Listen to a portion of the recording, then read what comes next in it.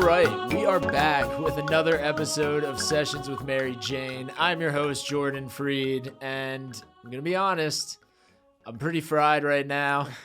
Our guest is an old friend in the stand-up world. Now you're an old friend. Like, we've known each other so long now. It feels like ages. And he's actually producing a show this Sunday, December 7th at 2 p.m. at the Comedy Shop, right? That's 2 p.m. brunch comedy show. It's going to be a fundraiser for Cabrini Immigrant Services, and it's going to be a great time. Clean comedy show, family friendly, invite everyone. Yeah. Tickets are $20, and it's going to Cabrini Immigrant Services. It'll be a good time. I could support immigrants and bring my 7-year-old to this comedy show. In theory, yes. Wow, I am signed up, sir. I'm gonna buy 6 tickets for my family of 5. All right, yes. So we got that show coming up Sunday, December 7th. So grab tickets. It's for a good cause. Early in the day, so like you could still have dinner with the family afterwards. And then later in the month, I'm gonna be at Tommy Fox's in Bergenfield, doing a Chip Ambrosia joint. The basement at Tommy's? The basement at Tommy Fox's. All right. Yeah, it's an awesome venue when I've went to events there, but I'm excited. This is my first time being on a show there, so come on out if you're in New Jersey. It's before the holidays. Bring your family, some family fun, and yeah, come on out to that. But without further ado, enough about me. We have a very esteemed guest. He is a very hilarious comedian and a jack of all trades, a very interesting man in New York City at this moment. Welcome to the show, Patrick Golden. Yo, nice to be here. Yeah. Thanks for having me, Jordan. Man, this is a cool spot. I feel like we're in like a dining room at someone's home. Oh yeah, for sure. Yeah. We're in the Chrysler. Yes. And folks at home, this is probably going to be the third to last episode you will see this studio. Wow. Like this. It'll be a completely new studio. Wow. The next time you see this. Wow. Cause Gotham's always changing. It's a great Gotham's studio. Always changing. Always got to shout out the parents, you know. Shouts to the parents. Shout out to my the parents. podcasting parents. They guide me and mentor me. But Joe Rogan is a lot of people's dad, I feel like. He is. No, he is somebody who has sired probably at least 500 children. There are at least 500 people who he has like said one time, like, good job, buddy. Like, you're actually funny. Like, they're just like, I made it. Like, I'm in Hollywood South, baby. Yo, Austin is Hollywood South now, I feel like. Have you been out to Austin? Well, I lived in Austin for a long time. You're originally from H-Town, correct? Originally from Houston, but I studied at the University of Texas at Austin. Sick. So I was there for 4 years, and then a little bit after college, a little under 2 years. And but I've only been back for maybe like less than a week total since moving to New York. And the city feels different to me. A lot of people that I knew when I was there are no longer there. And it just feels like... I know. All my exes live in Texas. The song is true for me. And I don't know. I just associate weird energy with Austin. But I know nothing about its stand-up scene. I know that, like, Rogan's got a club there. I know that it's, Kill Tony's doing their thing there.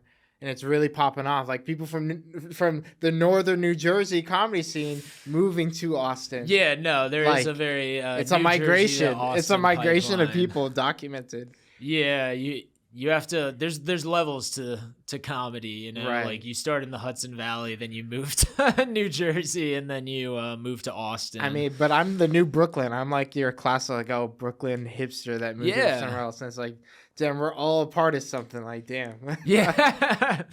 How was that transition for you? Because like Austin's pretty metropolitan, and Houston's pretty sick. Like, Houston's really diverse. Like the diversity in New York City, that's Houston. And the food in Houston just as good as New York. Just different proportions of Vietnamese. The amount of people getting packed in a small area is like, that is definitely super unique to New York. Like I briefly lived in Chicago before I went to New York, Word. like 3 months. I almost felt like it was kind of like training for New York City. That's like a fucked up thing. No disrespect to Chicago, but New York feels similar to Chicago in the way I guess the urban density is.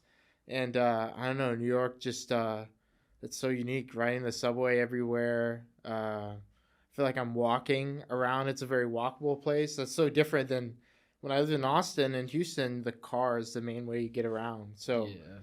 so much of your life experience revolves around the car. So I don't know. It's different, but I love it here. I mean, I enjoy it. I'm doing the best I can to try to give back to the city and just be grateful and try to be humble. And I don't know, like No, you're it's New York. definitely a good transplant. I think. I think you're doing enough. I don't know, man. Transplant. I'm an illegal alien. I'm a transplant. I feel like if you move to New York and say you're an artist, then you have to do the art. You have to do interesting stuff and like put on DIY shows and like make it from the ground up. And I feel like you're doing that. Yeah. When did you get started? You got started in New York? Got started in New York when I went to a mic at the Tiny Cupboard. It was like a mic hosted by Anya Jones. Okay. I don't know if you ever met her. Yeah, no, she's chill. And I don't know. I went with a friend and who's also does comedy, and I just had a really good time. Like I was like, damn, I enjoyed. I think I always enjoyed performing, but I never associated it with performing stand up. I was like, oh, so I can just like go up and just pay money to talk shit. Okay, sign me up. And yeah, I just kept doing it. Yeah. What about you? What motivated you the first time you ever got the thought in your head like I'm gonna try stand up comedy? Did it feel like instinctive when you did the first time? And you were like, oh, I want to do this more times, or did you have to do it until you realized you loved it? I think I knew I was a stand-up comedian like from a very young age, and kind of was a student of stand-up comedy from like a young age, and like even as a kid, like telling jokes and just getting joke books and like reciting jokes like from a young age. Like, wow, my origin story is I told a joke to the lady at McDonald's, and she gave me a free McFlurry. Wow. All right. Wait. So that was really the first time I was ever paid for stand-up. I've heard you say this joke. Say the joke. What did the... What? I'm too high to remember the joke. I feel like it's like, what did the skunk say in the courtroom? What? Odor in the court. Here's your McFlurry stuff. Yeah. Wow. But that was like the first time I think that somebody was like, "Oh, you're a little comedian," like. And then I did stuff growing up like Odyssey of the Mind, where you kind of write scripts and put on little skits and make the costumes and like do that stuff. And I did that for like 6 years. So I think that kind of was like, you're a performer, and like, I don't know, the teachers start putting like ideas in your head because they're like, oh, like you could have a career doing this. Like you're in middle school and you're writing comedy. Like, is that something you want to do one day? So like, I do feel like there's that background where it was like, they would be like, the teachers aren't supposed to help you with the scripts, but they're obviously like there and like giving you tips. Teachers are some of the best actors. Oh yeah, for like, sure. When I think about what my favorite classes were growing up, it was the teachers that were the best performers at teaching. Yeah. Like that's why I fell in love with the subject of history, because those teachers were the best at entertaining me. Yeah. I was like, wow, like there's something to be said about that, I guess. Oh yeah. No, I had some crazy teachers in high school. Like What was your most memorable high school teacher? You don't have to say their name or anything, but what made them so memorable? What was their quality? Ooh, there's a lot. There's definitely a lot, cuz like for negative reasons, there was this music teacher who like served in Iraq, but he was like a trumpeter in Iraq. Like he wasn't like A Marine, like he was like So part was of there the Army entertaining? band. Yeah, he was like there Oh, as what? entertainment to be. How often do they perform in the Army band? Like, Yo, he was so fucking scary that like doing a nobody. tour around I Afghanistan. didn't get any information from him. He was just like terrifying because like it was a music class where he was like teaching kids piano, and like piano requires fucking discipline.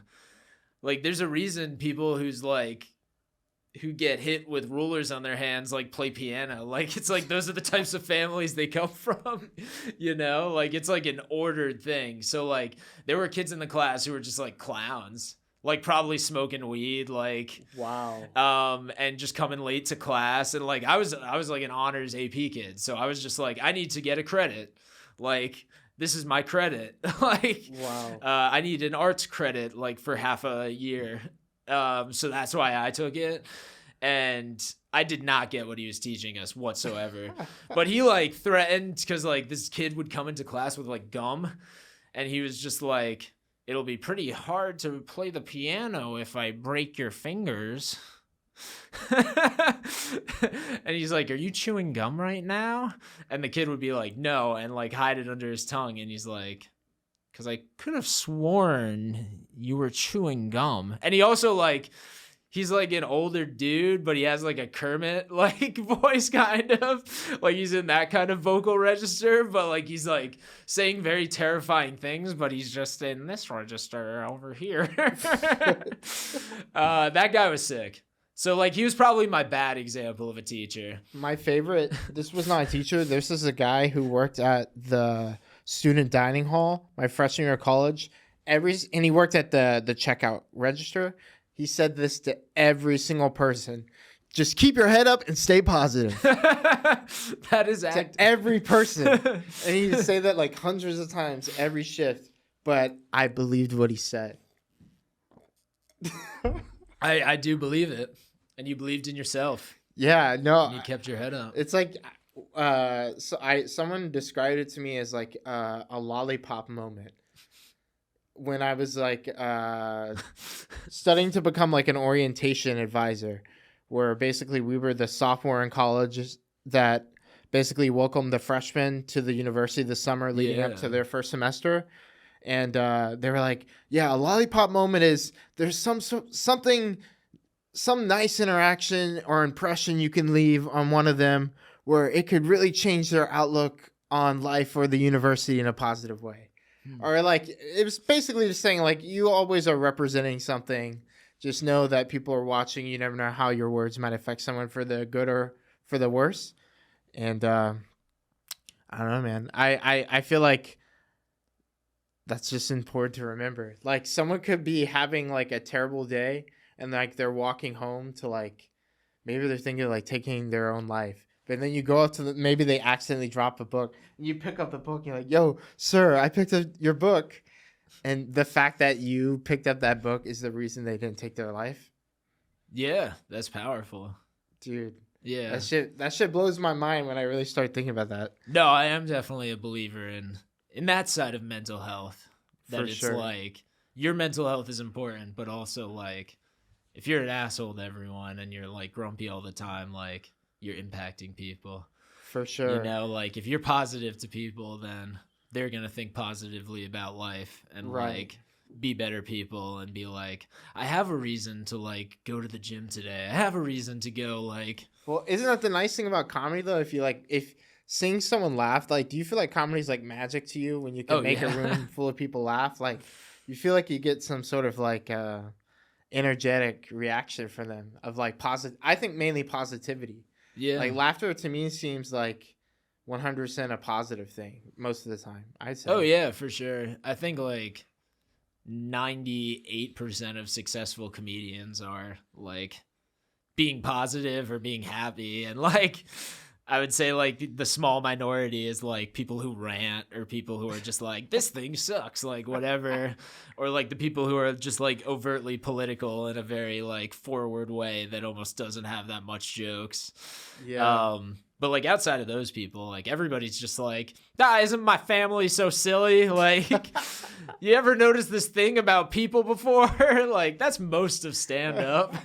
What's the deal with washing machines? Wow, that's funny. Wait, do you have like a specific comedy show that really influenced you growing up? Because to me, like my gateway, I feel like was definitely The Simpsons and Seinfeld and Arrested Development. I feel like those three and The Office, like those shows were just like mad influential for how I feel like I perceive the world. I Yeah. don't know. What about you? Um, I honestly just grew up at the time of Dane Cook's just like Yeah. peak. And I feel like it was just like his jokes are kind of childish. Like he seems like a cool guy, man. Like it was just like it hit me at like that right time where also I was just like broke as shit and just like cuz I was a child. And I was just like I'm going to buy some songs on iTunes Quick and that's question. Do you feel like the Dane Cook Matt Rife comparisons are fair? oh, I I think so. You Yeah. think oh, you think they're like similar in terms of how they entered the game or like Yeah. wow. I think it's almost yeah, I've never heard that comparison before, but I do think like I heard it one time on Reddit. yeah, no. I think I don't know, like ever since Dane Cook, like I feel like it's always been like there are pop comics and then there are like the comics who are like more obscure and will get seen by people, but like you have to be more of a fan of comedy to see them. Like you have to Definitely. watch like Jimmy Fallon or David Letterman or some shit to see them like back in the day. Or you were starting to see them on like other people's shows and stuff Right. like that. But yeah, I think Matt Rife has kind of taken that young guy, like, besides the fact that he's just like a little goofy, like he's kind of sexy. Yeah, he's So got the people are just physique. like, yeah, like, let's go see him. Like, this was something I learned about doing comedy in New Orleans is like, people go out to have a good time. And it's like, I think people lose sight of that sometimes is like, you're trying to like, you're the night out. Like, it's got to be a little bit of a party. And I think he has that embodiment of like, yo, I'm going to talk to you in the crowd. Like, we're all partying right now. Like, you should get more drinks from the bartender. Like, I feel like he has that. And yeah, like he blew up overnight, but it wasn't like overnight. Like he's been doing comedy over 10 years. So Definitely, it's just definitely. like, I don't know. All right, so like- Dane Cook, who else? Who else influenced? Not every comic is for everybody, you For know? sure, Like for he's sure. definitely not like the comedy that I seek out per se. But I always remember his Kool-Aid Man through the wall bit. yeah. Yeah. That's some legendary shit, man. BK Lounge. The BK Lounge. That was a classic one. All right, so Dane Cook, who else? Who else? And then from Dane Cook, that just opened up everything. Zach Galifianakis's Live at the Purple Onion was like the thing that showed me I wanted to be a comedian. Like I think that was when I was like, His I wanna Between Two do that. Ferns interviews slapped as well. yeah, but that was even later. Like Netflix streaming, like Wow. produced this special, and it was like they don't even call it one of their like stand-up specials. Like it's just like a weird film thing that they did and they just licensed. I feel like my And- gateway to him was through The Hangover. Yeah, no. He was an amazing stand-up comedian, and like he doesn't do it anymore because it's like he was a one-liner comic, I think, and it means he has to write all the time, and he makes millions of dollars to be in blockbusters. But like, it was sick. He was like playing piano in it. He was like fucking drunk as shit. Like, it was a really good special, super interesting, and that was like. I want to be the guy telling like crazy jokes in a smoky club and like Right. low lights and like that kind of an atmosphere. And like I did my special in like kind of ballroom type area, and like I did it more because it was like a weed spot at the time. Like you could just smoke anywhere there. But yeah, I still aspire to the clubs. Like Yeah. shout outs Maureen Jazz Cellar. I've done the open mic there a few times, but I would love to do a show there because that's, I don't know if you've ever been there in No. Nyack. They have an open mic on Tuesday nights, and sometimes they let Is that a alone. jazz club? Yeah, it's a jazz club. And they'll let comedians go up? You gotta kind of earn it, I think. Like, Just by hanging out? because and like shit? I think they might say that they don't allow comedians like if you just come out of nowhere, but I think like if you're just like, I could be totally like chill, like I'm like, you could give me as much time as you want to give me, and like I could get off and like, sure. and then you do a set and they're like, okay, that's what that comedy is like. Because like I feel like my comedy could fit in jazz clubs more so. Like that is what I aspire to be. A beat poet, a jazz musician. Yeah, that's like what I want to be more so. Except I don't write poetry well. Nah, I can't write shout out to poets though. Poets, I see some of these. I go to these variety mics with poets sometimes. So these poets slap. They slap hard, and I feel like people say that comedy is like a very difficult, embarrassing art form to pursue. That's very real. I say same thing with like at least performing poetry. But they're both, if you really listen to what people are saying, it's real shit.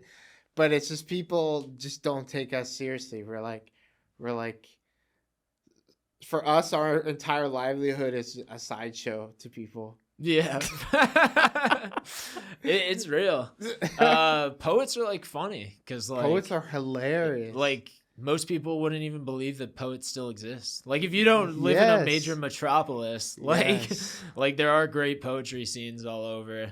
There's a really good poetry scene in New Jersey. There's multiple poetry scenes in New Jersey. For sure. And another thing people sometimes forget is that like there's still plenty of people I consider to be artists that legitimately work 9-to-5 jobs. Oh yeah. And like I guess there's poets everywhere. Like some people might not wear the poet hat or whatever, but I don't know.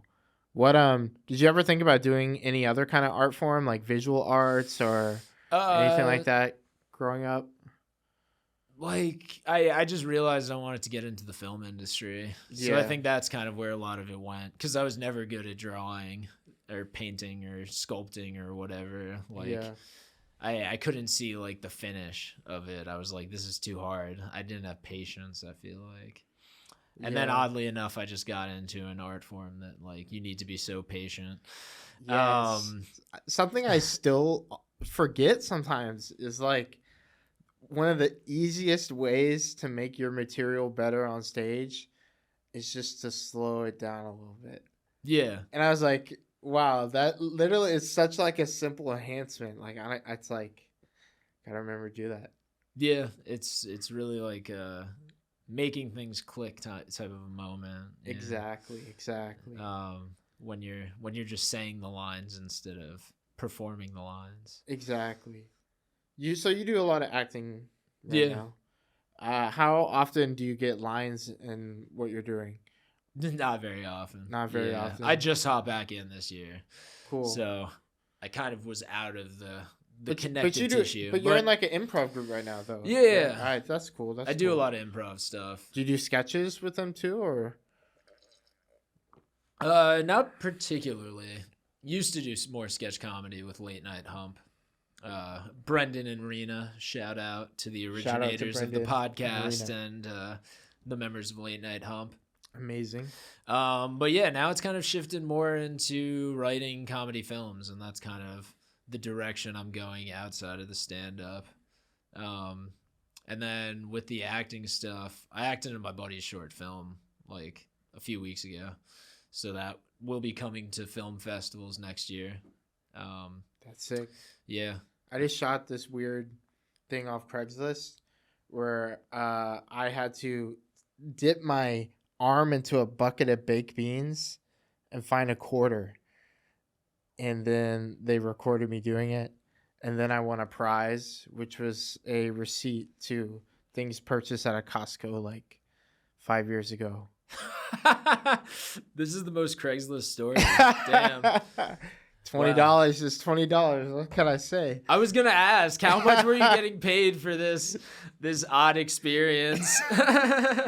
$20. It was weird. I put like a long glove, like shh. I was like, and they said that this is a glove that people wear when they're fishing through a cow's butt. And that's what the beans were, is they were just a cow. No, they weren't. No, I didn't have to go inside a cow booty. It was like just a bucket of baked beans. Oh, that's what the gloves were. Yeah. No, they're saying that this is the glove that's normally used for that, but we're using it for this baked bean experience. Experience.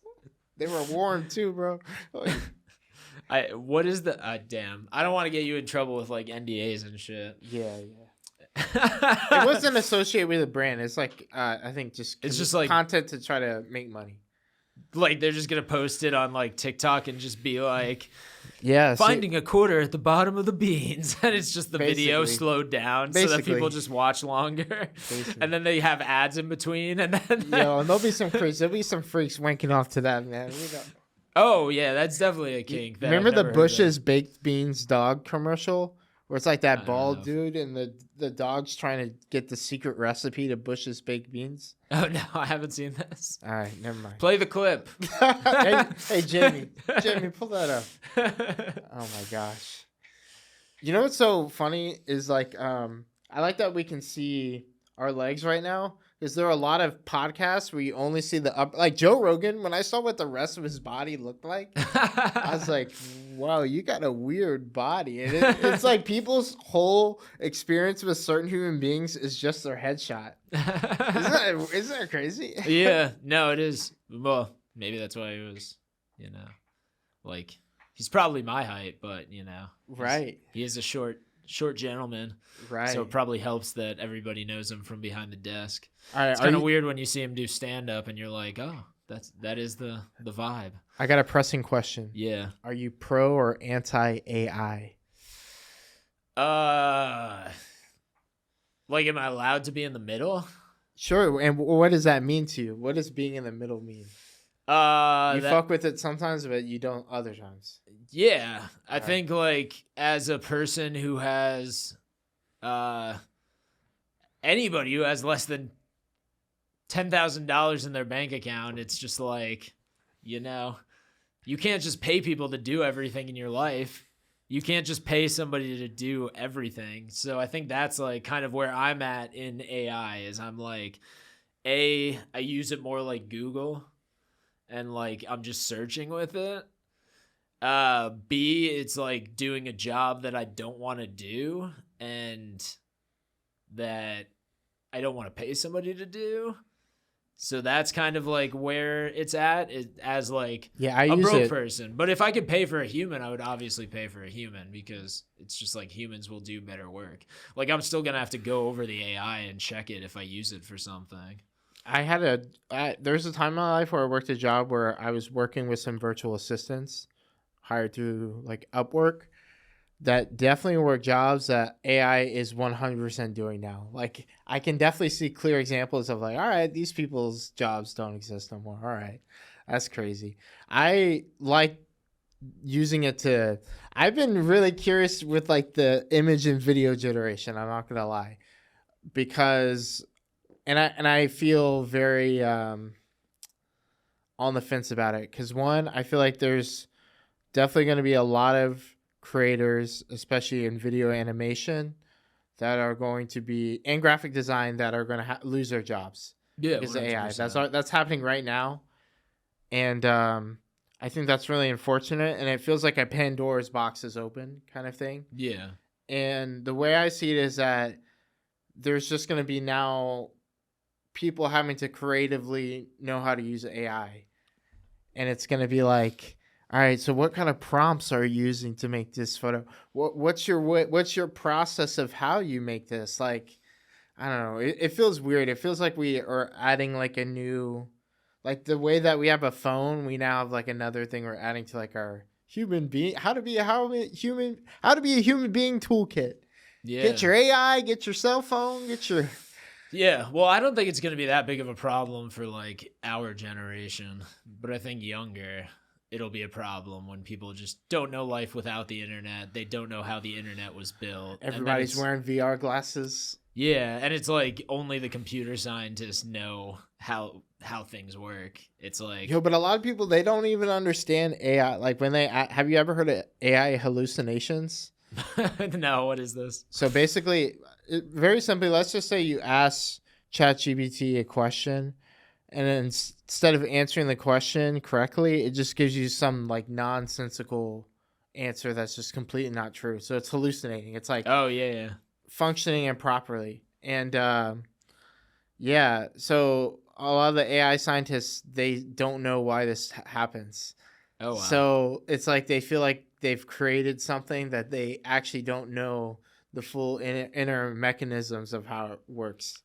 It's like, great. That's great. That's great news, buddy. And it's like weird because you can't build something that big in scale like by yourself. So there's a lot of people who've probably built different parts of it, and very few people who know the entire system and how it works. Right. It's like it's impossible. Like they're importing databases. Like you can't go through every database and know everything that's been entered. Wow. Like you just wouldn't have enough time. You need an AI to file through and look at your AI. I think it'd be funny if like, all right, so we got human beings, then we got AI, and I feel like once we reach the singularity, it'll be called RI, real information. That's kind of where real intelligence. Yeah. My bad. Real intelligence. I do think that's going to be the interesting thing. Like when all journalism goes out of business, how are like how do we get our news? And then it's going to be like, oh, AI is just going to like compile social media and whatever is most viral and just be like, this is the news. Like, why would you have a journalist give you news when you could have a guy with a cell phone taking a video of it? Have you watched Dragon Ball Z? Not recent enough that I know anything about it whatsoever. Right, explain it though. No.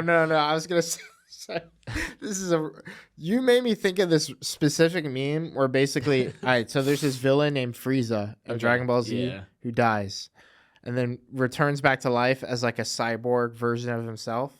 I saw some meme the other day on Instagram that says it's gonna be the next president of the United States is going to be a cyborg Charlie Kirk. I don't know why I thought about that, but yeah, it's possible. The reason I'm saying that is that like the Disney guy froze his brain. What if we start bringing people back to life and shit? Yeah, it would be interesting to see if that's doable. I feel like there's going to be enough impediments to like scientific like advances. Do you think it's more like a Mario game? Like when we die, we just play the game over? Maybe. I don't know. Yeah. Maybe you play it like in a farther off plane. Like there are other galaxies. I don't know. Yeah. I remember like, to me, the trippiest thing I feel like I ever experienced in my life is watching Groundhog Day on LSD. And I truly believed in what was happening. And it made me think like, what if we are in Groundhog Day right now? Yeah. And then I was like, damn. We are kind of in Groundhog Day. We are like that is kind of the outer message is like we all got our routines. Kind of just wake up in the same day every day and like not much changes in your life. Right. Unless you make a change. Yeah, change. My mom sent me a text the other day, and shout out to moms, by the way. Shout out to moms. She sent me a text the other day linking me to a podcast. The podcast was called Why Free Will Doesn't Exist. That's the content my mom is sending me, bro. That's sick. My mom says she's a Buddhist. Really? Yeah. But damn, that's a crazy text to get from your mom. Like, here's this podcast. Guess what? Free will is an illusion. Like, damn, mom. Yeah, it is an illusion in some ways. Damn. But I don't know how much, like, I don't know. Yeah. Is there somebody controlling us in, like, a pod somewhere? And that's how we live life? Maybe. Like, I think that's kind of why you do yoga and why, like, you don't see well when you drink. It's like, oh, yeah, whoa, it's a challenging mode. Now you have to see if you could drive home 6 miles. Like, it's just God. Like playing the video game differently. Like, I do kind of wonder that sometimes when I'm like, wow, some people make decisions that are just so antithetical to what I would want to do with my one only life. And it is just like, yeah, I don't know. You're playing the game in whatever way you choose to play. But you don't like respawn in high school and like dude, that'd be terrible. High school was so melodramatic, man. Yeah. You know what's funny? I feel like I used to have a much more melodramatic relationship with music, and I think that's mainly tied to high school. Like when I was on the bus ride to and from high school, the way I was feeling when I was listening to my playlist, it felt like it was like I was treating the high school experience like it was a Shakespeare play in my mind, bro. I'm like, dude, that's so dumb when I think of that in retrospect. And I feel like my relationship with music got, I guess, more detached and healthier over time. I almost feel like I liked music too much at one point. Is that possible to like music too much? To a point where you're treating it like it's some Shakespeare shit. Kind of. Well, I don't know. Whatever gets you through the day. That's true. Whatever your Jesus needs to be. Yeah, wow. Everybody has their, I think everybody's religious. Some people just follow religions of, I don't know, the idea of the self or their job. Maybe their job functions like a religion. Maybe their social A lot circle. of people are godless, but their job is their religion. Yeah, like And they their have career. rituals and they have beliefs that are informed by life experiences that usually are shared with, I guess, other people they have the life experience with. Yeah, I don't know. Like, I used to work like a job, for instance, when I drove the Planters Nutmobile, I drove a giant peanut around America. And my coworkers, they drove the Oscar Mayer Wienermobile. And we were a weird little community called Weens and Nuts. And there's like an alumni This is group. real? Yes, this is real. And they have like an alumni group called like it's just called the Oscar Mayer Wienermobile Alumni Network, but they let the peanut people join in that too. And I just feel like this weird spiritual connection to everybody that either drove a hot dog or drove a peanut for a year of their life. Like, I feel connected with them. Yeah. It's like in the same way like your friends from high school. You're like, yo, we went through this shit. We went through this Shakespeare together. Yeah. Like- I think there's yeah. Are you friends with a lot of people from high school still or no? Some people. There's some people like I didn't have a falling out or anything. It's just like don't talk to them that much Yeah, anymore, for 'cause- sure. Just life takes you different ways. Yeah, because like you go 1 month without talking, then you go 5 months without talking, then you go like a couple of years without talking, and you're just like, well, it would be fucking weird to just text this person out of the blue. You know, I can't just drop in and be like, I'm in the city, like, want to hang out? Like, Yo, I had what that neighborhood happen. are you in these days? Yeah, I'm learning not to do that anymore because I've had that experience happen to me myself where like it was like an old friend of mine that I knew like growing up in Houston, like kind of reached out trying to reconnect, and I just wasn't feeling it. Like, no disrespect to him, I just was like, yo, like you don't live here, like you're in a different state of life. You're like, my experience of how I knew you was so tied to this specific chapter of life that like feels like I'm just meeting a random stranger. Yeah. I'm like, damn, it's weird to think that some people just are only there for parts of your life. And I guess that's most people. Yeah. I think like we're all a novel, but like every single chapter is different. Yo, I'm reading War and Peace. War and by Peace. Leo Tolstoy. Yo, that man, let's give it up for War and Peace by Leo Tolstoy. Shout out to Warren. I don't know if he's on let's IG. Let's go into books. We haven't talked a lot about books on the podcast of late. I'm reading War and Peace. I got 100 pages left. The bitch is the longest book I've ever read. It's like 1,900 pages. Or no, just shy of 2,000. But I guess it depends if what platform you're reading it on. But platform, yeah. People read their books on their phones now. You read on your laptop. If I lived in New York City, I would probably be slick with a Kindle. I don't like having a Kindle. I prefer a physical book. The only reason I have this on Kindle is that it was 99 cents. And I was like, yo, I'll just get it. Yeah. But I refuse to do like That's why I got Dane Cook's like comedy songs, because it was just like they were 99 cents and they were 8 minutes long. So it's like the same equivalent. Wow. A long ass joke. I was just having a recollection of like, I remember I downloaded I Got a Feeling by the Black Eyed Peas. Yeah. Illegally. Like way back in the day. Yeah. Back when people were using like LimeWire, Napster, all that shit. Yeah. And goats. I remember like I miss you. Right. Well, I remember I was very religious at the time. and I viewed the act of listening to that song on my cell phone that I had gone online illegally to be a sin against God. So I'd listen to the song and I'd cry because I thought I was sinning. Wow. And so, especially imagine me when I was at like the middle school dances, feeling that song, dude. I was like, it's fucked up, man. Something satanic about this. Something satanic. That's what my roommate at a Christian youth group said when he caught me watching Seinfeld on my portable DVD player in the bunk beds. That's so funny. For real, true statement. I was like, he's the most Christian comedian ever for like a Jew. He literally has the most like white Anglo perspective. Dude, for sure. But people were weird, man. I grew up very Christian.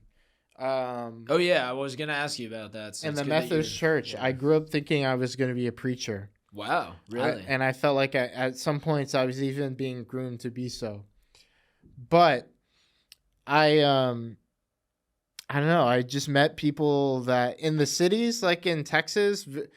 I went to a pretty liberal church, but in the broader community of my church denomination, a lot of people were very conservative, coming from small towns in Texas. Yeah. And some people legit would think that all forms of stand-up comedy are like against God, like inappropriate. Definitely no porn. Definitely no, no rated R movies. No drugs, no alcohol, all that shit. Wow. So when did ban the books at the school type shit? When did the change happen that you stopped being as religious? I think it was easy for me just because growing up and going to the high school I went to, especially the college I went to, you just meet so many different kinds of people. So I never felt like I was in a bubble growing up. So like I don't know, it just made it easy to leave life from it. And I was at a point where like my dad was going to church, my mom was going, stepdad wasn't. And I was just going out of my own free will because I just like the youth group. Yeah. It felt like that's where my friends and community was at. I didn't really think too much about like the actual faith itself. And then once I started thinking about the actual faith itself, I was like, oh, I don't understand this. I don't really know if I follow this. But yeah, so I don't know. Yeah. It was easy to leave. I never felt like I was like stuck or gonna be shunned in any sense. Like I have some pretty religious members in my family, but none of them are like angry or weird about it or like trying to force people to convert. Yeah. I think there's a very wholesome vibe of church if you do it the right way. And of temple and if any religious group is like, is it a good hang? Yeah. Is it a good hang? Yeah, that's the biggest thing. Yo, what's the vibes like at the temple? What's the vibes like at the church? What's the vibes? I don't know, man. People are making all these new religions, man. Yeah. Like smart. Yeah. Tax deductible. There was this one religion scam. I went to like a meetup of theirs one time, just like on a joke. They were called Orgasmic Meditation, OM. And there was a cult of people that would go and just watch like one. I think it was like one woman just masturbating or something. But it was a whole cult of people just behind marketing and doing that experience. And I didn't see any demonstration. It was just like a meetup that I went with like 3 friends on a joke or 2 friends on a joke. And vibes were whack, man. Vibes were really, really weird. And that was like their church. Their church was Orgasmic Meditation. Whatever floats your boat, you know? Yeah, I might have to check it out at some point. It sounds interesting. See, now you're good. Now you're in the cult, man. You're in the cult. You said it was a cult, not a religion. My bad. No, I think it's kind of cult vibes. Oh, okay. Well, aren't all religions kind of cult vibes? Yeah, a little bit. A little bit. A little bit. A little bit. All right, wait. What are you reading? Any books right now? I am reading The Pale King by David Foster Wallace, which was his last book. Before he went to the other side, before he killed himself. And he basically wrote the book and told his, to my understanding, he wrote the book and told his wife to put it together in the way that it is put together. And it's basically like this, like, just wild novel, nonfiction mishmash of like his experience 1 year working for the IRS. And then he did a bunch of research about the tax code and stuff because he worked there like the year before the tax code changed because of Reagan. So like he had the experience of like working in that transitional period, I think, if I'm understanding the book correctly. And he basically has a whole chapter where he's like, the publisher said that I have to say this is fiction, but I'm just going to let you know that this is not fiction. And I just want you to go and read the disclaimer on the copyright page just so that you know that I told you to read it. That's not true. Like, this book is real. This is actually my experience. And like he just goes on for a long time. He's like, this is me, David Foster Wallace. Like, my lawyers told me I could say this and I can't say this. Like, some people are based off of real people, and I had to change the names because they work in the industry still. And then he was saying like other stuff about like, I got permission from all of these people that I could use their stories and their names. And yeah, it's like pretty interesting. So it's like a very experimental novel for him to go out with. And yeah, I don't know. I read Consider the Lobster recently, and I was like, yeah. And I was just like, I really like his writing. Like, it just makes me like chill and like zen and kind of just like giggly and like. I feel like if anti-meat was better integrated into society and easier for people to have on a mass basis, I think that would make it easier for me to actually become a vegetarian. Because like ethically 100% I'm vibing with the vegans and the vegetarians, but I still eat meat, and it just feels so ingrained in the culture. And I just keep going back to daddy. I'm like, oh daddy, that feels so good. Give me that cheeseburger. Yeah, I think the biggest things are just like price and availability that make it kind of hard. And like, yeah, but McDonald's is expensive now, bro. Yeah, no, and that's funny. Like that's one of the good things where like the vegan industry could like undercut that. Mamdani McDonald's, imagine that collab, bro. Oh, we're gonna make McDonald's cheap, free for everyone. The value menu is coming back. That's some good shit. That's some good shit. But yeah, like I think if they had vegan slices of pizza at every pizza place and they weren't upcharged by like $4, I think then it would be easier to be vegan and convenient if just everywhere had like just as many meat options as vegan options. Like, yes, if it just reduced to that portion, which like it's so rare to find restaurants that like have more than like 2 or 3 vegan options, if any, at some like pubs and shit. Let me know if this is controversial. I don't like Impossible burgers, but I like when it's a black bean burger. Like I don't like when I don't like imitation. I don't like imitation meats. I'd rather just be its own thing. Yeah, you know what I mean. That's not controversial at all. I am in disagreement of you because I enjoy the fake shit. Like, food scientists keep making like GMO ass meat substitutes. But a lot of vegans are your thinking. Like, they don't like the fake shit and the processed shit, and they like a black bean burger that's just like, I know the 6 ingredients that are in this, and they're a little chunky still, and you just have to char them on both sides. Wow. Yeah, I love me a good black bean burger, a good I don't know, cashew nut burger. I've never had that. Shit is good. Cashew nut. Shout out to cashews. Where did you have the cashew nut? Dude, there's a kid I went. Sorry, segue. That's such an improv term. That's terrible. This kid I went to middle school with, his nickname was Cashew because his head looked like a cashew. But I don't know how they make the meat out of the cashew. But cashews are very dangerous to harvest. We need to know all these things. Oh yeah, there's like poison ivy, and you have to like process them and shit. I think it's and like they're like little nuts on apples. Yeah. Ooh, freaky. Yo, but yeah, his head looked like a cashew, bro. Were you bullied in middle school, like with any particular names? Like I was called Boot for a while because I had a walking boot because I broke my foot. I mean, That's a good one. I got called like goofy white boy, all the shit, Yeah. Oh, goodness.